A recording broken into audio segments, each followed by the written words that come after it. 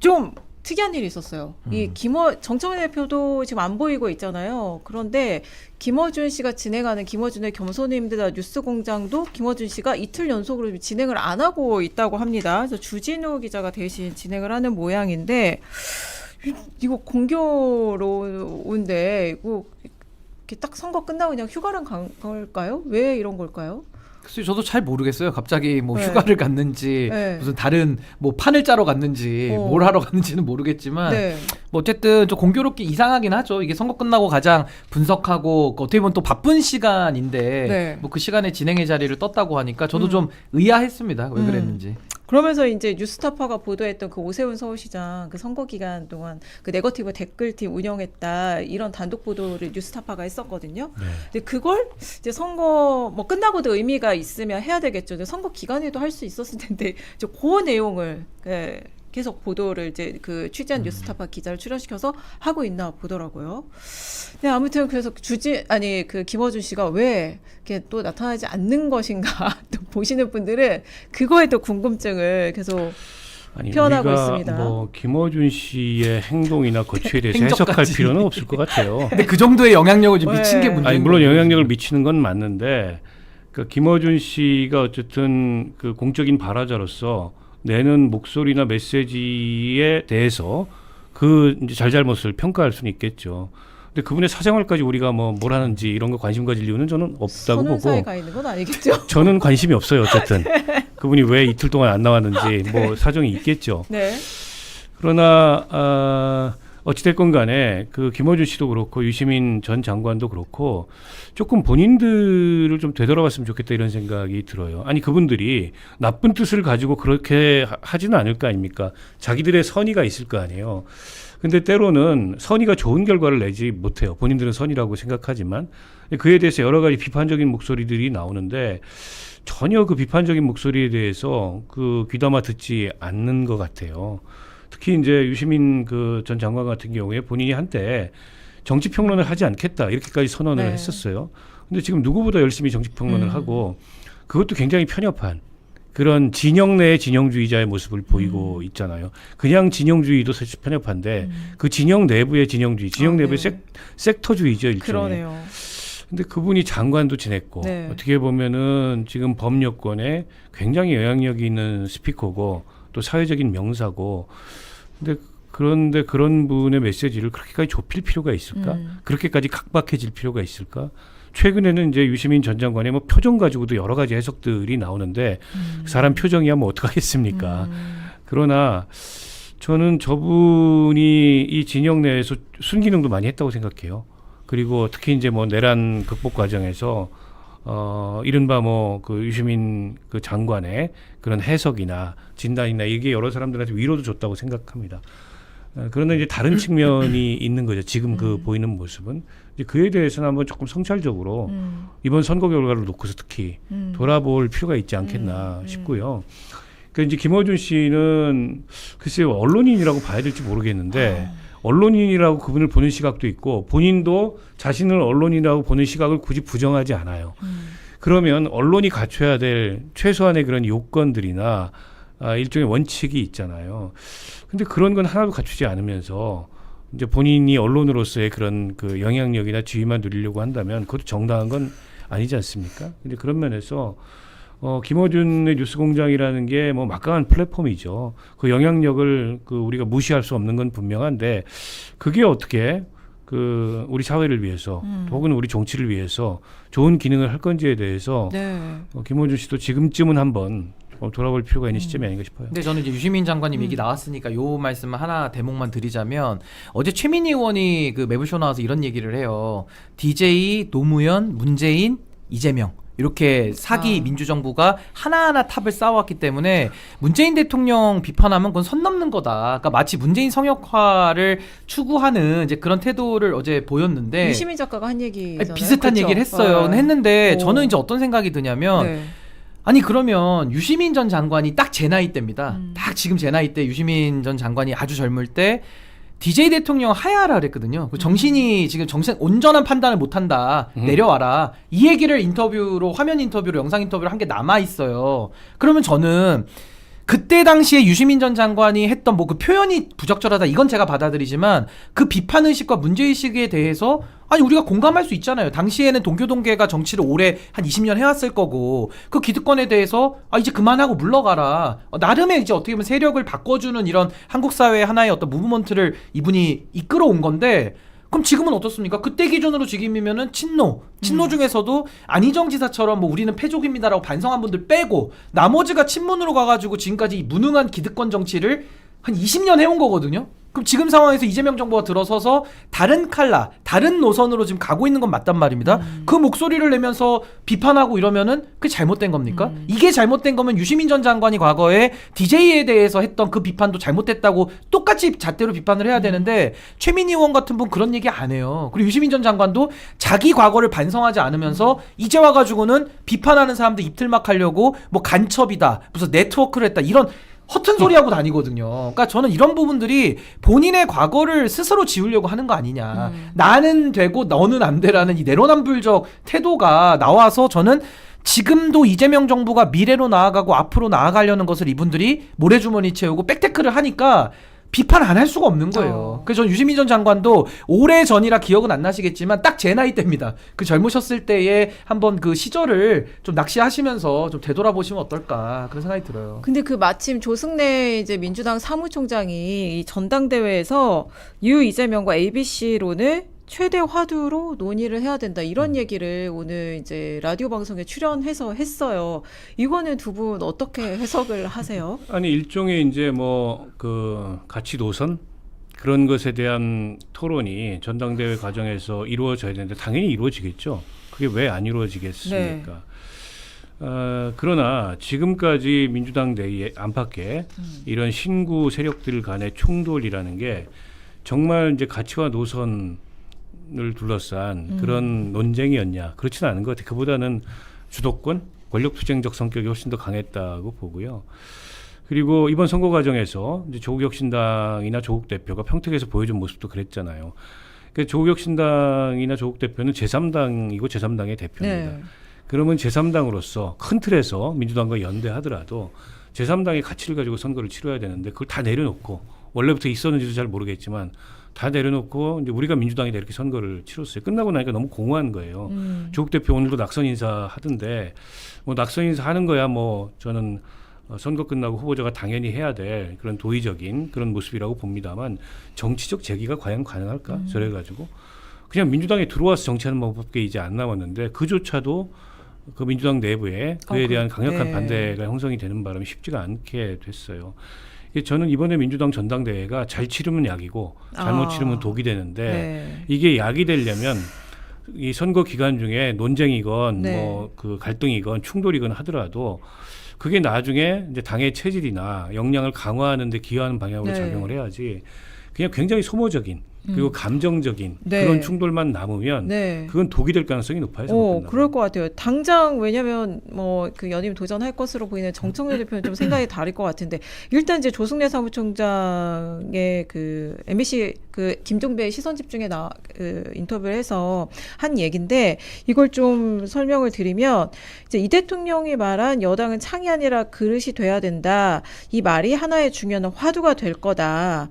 여당이 능력이 있어야 되고 결론을 내야 되고 책임감도 있어야 된다. 그렇기 때문에 그릇을 키우는 것이 중요하다. 그래서 우리 당내에서 있었던 이재명 논쟁이든 ABC 논쟁이든 결국 그릇을 키우는 관점에서 접근하고 논의한다면 충분히 수용되고 합의될 수 있을 것이다. 이렇게 얘기를 하긴 했어요. 뭐 어떤 맥락에서 이 얘기를 좀 했다고 근데 보세요? 저는 이번에 평택을 선거를 보면 네. 이걸 막 권력 투쟁, 뭐 주도권 다툼 이제 이런 식으로 해석들을 많이 하시던데 쌍방폭행 네. 비슷하게. 근데 사실 내면을 들여다보면 그건 아니거든요. 그러니까 무슨 말이냐면 이재명 대통령 시대를 제대로 운용해 보자라고 하는 축이 하나가 있는 거고 이거 이제 현재 권력입니다. 이분들은 투쟁할 이유가 없어요. 현재 권력을 그냥 쓰면 되는 겁니다.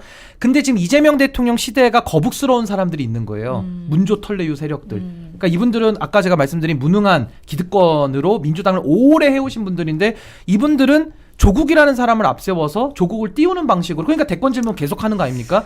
그 방식으로 이분들이야말로 권력 투쟁이 아니라 권력 도전을 하는 거예요. 현재 권력에 대해서 계속 도전을 하다 보니까 이 마찰이 생길 수밖에 없고 투쟁이라는 거는 진공의 상태에서 한 권력을 놓고 두 세력이 맞붙을 때 투쟁인 거지. 이거는 말 그대로 방어전만 하는 거거든요. 저쪽에서 미사일을 쏘면 방어 미사일을 쏠 수밖에 없는 거예요. 근데 이걸 가지고 양쪽 다 싸웠고 진흙탕이다라고 하는 것은 오히려 문조털레유 진영이 원하는 그림을 저는 그리는 거다라고 저는 보기 때문에 정확하게 지금의 사안을 보자면 이재명 정부가 출범한 지 1년밖에 안 됐고 이재명 정부 출범한 지 2달 만에 조국 대표 사면해 줬는데 그때 김어준 씨가 문조털레유의 3위 김어준 씨가 조국 대권 언제 출마하냐고 그 질문부터 시작된 게 이 사단의 근본 원인이거든요.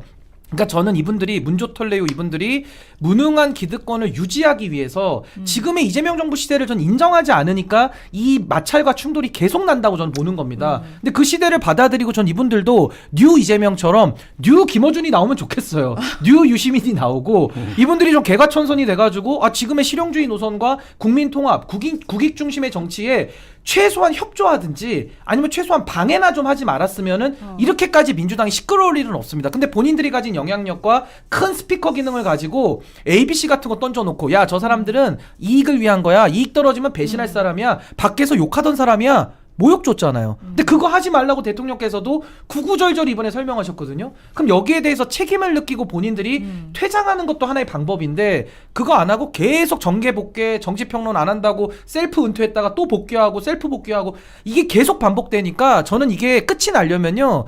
문조 털레유로 상징되는 문조는 제가 뺄게요. 두 분은 빼고 이 털레유로 상징되는 이분들이 끝까지 저항하면 저항할수록 이 흐름은 더 강화될 것이고 이분들이 이제 지쳐서 그만하시면 아마 이 흐름도 저는 정리될 것이다. 전 그렇게 봅니다. 이걸 쌍방적으로 볼 필요는 전 없다고 봐요. 근데 저는 어쨌든 이 조승래 사무총장의 말이 좀 의외이긴 했어요. 이게 새로운 노선 투쟁을 하겠다는 건데 노선 투쟁은 또 아닌 것 같고 이게 선거 과정에서 이런 당내 논쟁과 논란이 지방선 있어서 선거 결과에 영향을 줬다. 그러니까 전당대회 과정에서도 우리가 이걸 가지고 논의를 해봐야 된다.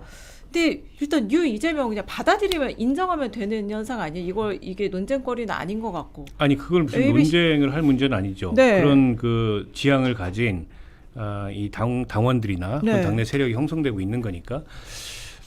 다만 이걸 이제 다 전당대회 장에 올려서 네. 전당대회라는 공론장에 올려서 이걸 가지고 논쟁을 해보자. 이 취지인 것 같아요. 그러니까 전당대회를 관리하는 사무총장 입장에서는 어쨌든 당이 전당대회 끝나고 나서 커지고 강해지려면 그런 논쟁을 피할 이유가 없다. 숨길 이유도 없고 이 얘기인 것 같은데 원론적으로 틀린 얘기는 아니죠. 그리고 당연히 그런 논쟁이 진행이 안 되겠습니까?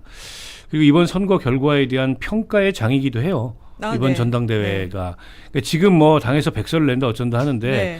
백서가 중요한 게 아니고 네. 실제 그 당원들이나 당원들이나 어쨌든 이번 선거를 지켜본 사람들이 이 전당대회에서 어떤 선택을 하느냐가 그게 선거 평가죠. 그게 선거 평가다. 그렇죠. 그래서 저는 모르겠습니다. 지금 정청래 대표가 전당대회에 어떤 말하자면 본인의 비전을 가지고 임할지 잘 모르겠는데 글쎄요. 지금으로서는 쉽지 않은 그런 도전이 될 것 같아요. 지금 신인규 변호사 얘기했듯이 워낙 강력한 비토가 있고 그리고 대통령이 책임을 묻고 있는 상황이잖아요. 네. 그러면 여기에 본인이 어떤 비전을 제시하더라도 굉장히 공허할 가능성이 있어요. 그래서 아마 굉장히 어려운 선거가 될 겁니다. 그러니까 전북에서 올라와서 페이스북에 어떤 메시지를 쓸지도 궁금해요.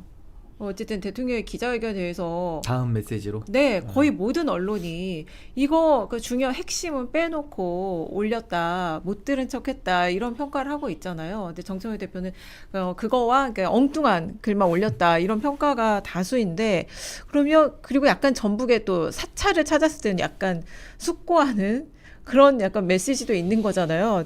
또 올라와서 좀 안 어울리지 않나요? 잘 안 어울리네요. 그런데 어제 사찰에 가서 주지 스님을 만나서 뭔가 상담을 했을 것 같은데 그래서 뭐라고 말을 할 것인가 이것도 좀 궁금해요. 근데 정청래 대표 스타일은 이제 확인이 된 게 그냥 아무 일도 없었다는 듯이 그냥 욕을 그럴까요? 먹든 말든 그냥 한 귀를 그럴 가능성이 닫고 커요. 본인의 길을 그냥 가는 스타일인 것 같아 보여서 보통 정치인처럼 생각하면 안 되는군요. 별로 성찰이나 어떤 숙고라는 단어와는 아주 거리가 먼 정치인 아닌가 그 생각이 들고 저는 그러니까 이 싸움의 본질 하나만 제가 더 말씀드리면요. 아까 제가 최민희 의원 이야기하면서 문재인 대통령을 좀 성역화하는 움직임이 제가 있다 그랬잖아요. 네. 그러니까 결국은 문재인 대통령에 대한 평가 얘기예요, 사실은. 그러니까 이분들 이분들은 문재인 대통령의 그 기반 위에 지금 더 나아가야 된다. 그러니까 과거에 문재인 정권의 실패 사유들이 있잖아요. 그걸 인정하지 않는 거예요. 그걸 비판하고 공격하면 마치 본인들이 공격당한다고 지금 생각을 하는 건데 사실은 윤석열을 탄생시킨 것도 문재인 정부에서 나온 하나의 증상이고 문재인 정부 때의 그 남은 관성들이 지금도 민주당에 이어져 오고 있는 것이 이재명 정부의 새로운 출발과 자꾸 충돌이 되는 거거든요. 그러니까 전 이 부분에 대해서는 이번 전당대회 때 저는 반드시 이거는 뭐 논의 테이블에 올라갈 수밖에 없다. 그 진영 논리가 맞느냐 아니면 이재명 대통령이 좀 원하는 이런 중도 보수의 통합 노선으로 가느냐 이거부터 시작해서 많은 논쟁거리들이 앞으로 튀어나올 수밖에 없다. 민주당 그렇게 내에는 봅니다. 아직도 과거를 딛고 다음 챕터로 넘어오지 못한 분들이 있다. 진도를 좀 맞추는 전당대회가 될 것이냐 근데 저는 아닐 조금 것이냐. 이해가 안 가는 대목이 네. 있어요. 그러니까 이게 이제 중도 실용 노선에 대해서 그 반감을 갖고 있는 구주류 세력이 있다. 뭐 이렇게 보는 거잖아요. 근데 그분들이 그러면 네. 그 구주류 세력이라고 하는 분들이 지향하는 노선은 뭔가요? 어. 그분들은 중도적이거나 실용적이지 않고 오히려 그보다 훨씬 더 급진적이거나 이를테면 진보적인가요? 저는 그렇지 않다고 근데 좀 생각해요. 교조적이라고 하죠. 교조적. 그렇지 않다고 생각하고 그래서 제가 이게 가치나 노선의 문제가 아니고 어떻게 보면 기득권의 네. 문제라고 네. 보는 겁니다. 그러니까 기득권을 유지하려고 하고 그 기득권에서 밀려나지 않으려고 하고 영향력을 유지하려고 하는 거지. 본질적으로 지금 이재명 정부가 추구하는 이른바 이제 실용 노선이나 중도로의 정치적 외연 확장을 그렇다고 해서 이분들이 반대할까요? 저는 반대하지 않는다고 봅니다. 네. 다만 이제 자신들이 보기에 이제 받아들일 수 없는 네. 근데 이런 사람들을 영입한다거나 그런 사람들을 공천한다거나 네. 여기서 이제 갈등이 이분들이 이제 갈등을 일으키고 있는 거라고 보는데 근데 저는 그 생각해 봐야 되는 게 아니 그 모든 정권이 그래요. 같은 정당에서 탄생한 정권은 연속성도 있고 단절성도 있습니다. 어느 한 측면만 있다고 보기가 어려워요. 그러니까 문재인 정부에서 이재명 정부로 넘어온 곳에 연속성도 있어요. 그러나 문재인 정부하고 달라야 되는 점도 있습니다. 그리고 아니 이재명 정부는 비판하면 안 됩니까? 지난 정부를 왜 비판을 못해요? 비판할 수 있는 거지. 그거를 성역화한다는 거는 말도 안 되는 거고 저는 제가 누누이 말씀드리지만 유시민, 김어준 이런 분들이 본인들이 인플루언서로서 영향을 미치는 것과 이 정당이나 정권이나 선출된 권력이 결정하고 운영해야 될 것과를 혼동하면 안 돼요. 근데 그걸 본인들이 대체하려 들거나 그 이상의 영향력을 발휘하려고 하기 때문에 문제가 발생을 하는 겁니다. 그 공공의적 영화에서 보면 나와요. 깍두기는 깍두기 동네에 산다. 깍두기는 절대 민간인 동네에 넘어오지 않는다. 그 말씀을 드리고 싶은 거예요. 그 역할을 해라 그냥. 그 역할을 하면 누가 뭐라 그럽니까? 그런데 선출 권력이 결정해야 될 일까지 간섭하려고 들거나 그걸 본인들이 더 큰 영향력으로 대체하려고 들면 안 된다. 그러니까 갈등이 계속 발생하는 겁니다. 근데 저는 네. 그 기득권 문제라는 것도 동의하고 저는 두 가지만 더 보완을 하고 싶은 게 결국 이게 저는 민주당의 과거 스타일이 저는 비주류 의식이라고 보거든요. 항상 투쟁적인 거죠. 네. 그러니까 주류가 아닌 거예요. 근데 이재명 대통령은 지금 주류 의식으로 나아가자는 그게 성비유로 저는 보거든요. 네. 그러니까 주류니까 검찰 개혁에 대해서도 검찰에 문제 있는 부분만 도려내고 나머지는 갖다가 쓰자. 국민들의 네. 이익을 위해 쓰자. 이 얘기인 거고 이 비주류 의식들은 아니다. 검찰 다 없애야 되고 다 타도시켜야 된다. 이 타도 의식인 거거든요. 그리고 두 번째가 뭐냐면 이재명 대통령은 실용주의지만 이걸 말을 좀 바꾸면요. 능력주의예요. 능력주의고 국민들에게 효능감을 주는 일꾼들이 정치하고 일자리 지금 뭐 정무직 인사들 들어가야 된다. 이런 인식인데 이분들은 문조털리로 하는 이 과거 구주류들은 친분의식이에요. 카르텔. 너 운동권 몇 개야. 너 누구 계보야. 이거에서 자기들끼리 그냥 끼리끼리 하다 보니까 더 진영화되고 더 축소되고 수축되는 식으로 가는 거고 이재명 대통령은 계보도 없고요. 이분 운동권도 아니에요. 그냥 운동권과 같은 어떤 정서는 있을지 모르지만 아니 나라를 위해서 일 잘하는 사람이 있으면 국민들을 위해서라면은 나랑 친분이 없어도 쓰면 어떠냐 이런 거거든요. 근데 이 두 가지 노선이 지금 굉장히 민주당 안에서는 큰 마찰이 지금 있는 거고 이 답은 정해져 있지 않습니까? 대통령이 나가자는 방향이 높은 지지율로 이미 국민들이 인정하고 있기 때문에 전 그 길로 갈 수밖에 없다. 네. 전 그렇게 봅니다. 저하고 보는 시각이 다른 건데 네. 저는 문재인 정권이나 문재인 정권의 주류였던 분들이나 지금의 김어준 혹은 유시민 이런 사람들이 가치 지향적인 사람이라고 생각하지 않습니다. 그리고 조국이 무슨 운동권이었어요. 저는 그렇게 생각하지도 않아요. 그러니까 오히려 그분들이 지금 추구하거나 그분들이 지향하는 건 자신들이 누려왔던 기득권의 연장 혹은 자신들이 유지해왔던 영향력의 유지 이거지 무슨 가치 중심적인 이런 그 측면에서의 이 갈등을 일으키고 있다고 보지 않거든요. 때문에 글쎄요, 이거를 뭐 노선 투쟁화 잘 안 될 거예요. 네. 민주당 내부에서 그런 네. 노선 투쟁 별로 해본 적이 없고 민주당은 과거에도 지금도 보수 정당이었습니다. 네, 그렇죠. 그래서 저도 민주당을 진보정당 범주에 넣는 것은 저도 그거 맞지 않다고 생각이 들어요.